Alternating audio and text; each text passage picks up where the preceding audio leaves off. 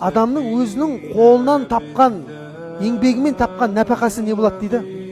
Қайырлы болады дейді, адамдардан тілегеннен дейді. Көрдіңіз ба? Тілемшілдік бар ғой, бұл ең жаман қасиет.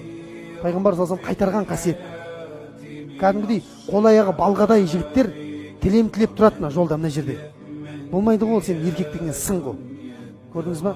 Оның Құдай кедейліктен ешқашан алдырмайды ол. Өмір бақи солай өтеді тілемшілдікпен.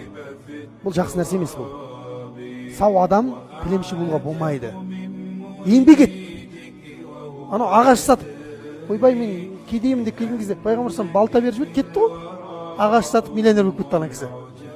Көрдіңіз ба? Сондай да еңбек етті, не істеді? Алла берекет берді.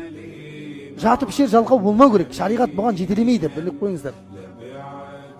Енді қараңыздар, сол пайғамбар осы хадисті айтып отырды. Инна набияллахи Дауд дейді.